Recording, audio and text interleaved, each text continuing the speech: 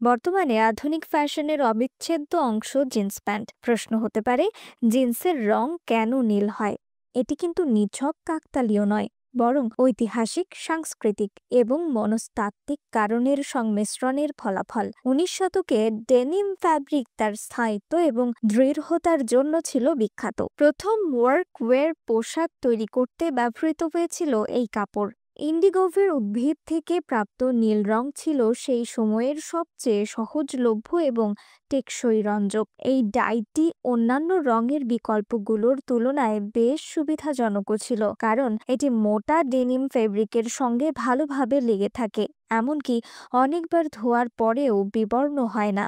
এই ব্যবহারিকতা এবং স্থিতিস্থাপকতা দ্রুত নীল জিন্সকে শ্রমিক এবং খনি শ্রমিকদের মধ্যে একটি জনপ্রিয় পোশাকে পরিণত করে। জিন্স ওয়ার্কওয়্যার থেকে ফ্যাশন স্টেটমেন্টে রূপান্তরিত হয়েছে। সাংস্কৃতিক কারণেও নীলের সাথে তরুণদের সম্পর্ক আরও গভীর হয়েছে।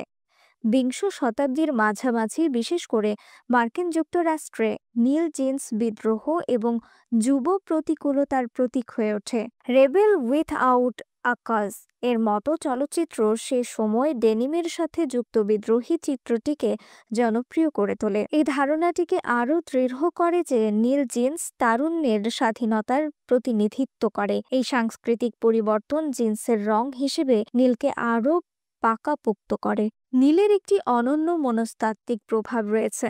নীল রং শান্ত, বিশ্বাস এবং নির্ভরযোগ্যতার প্রতীক। এই রংটি প্রশান্তি এবং স্থিতিশীলতার অনুভূতি জাগিয়ে তোলে। এটি জিন্সের মতো দৈনন্দিন পোশাকের জন্য একটি আদর্শ পছন্দ বলে অনেকেই মনে করেন। তাই ফ্যাশন বিকল্প বিশ্বব্যাপী প্রসারিত হওয়ার সঙ্গে সঙ্গে নীল জিন্সের আধিপত্য আরও শক্তিশালী হয়ে উঠেছে। লেভিসের মতো বিখ্যাত ডেনিম ব্র্যান্ডগুলো দৈনন্দিন ব্যবহারের জন্য নীল জিন্সকে প্রতিষ্ঠিত করেছে।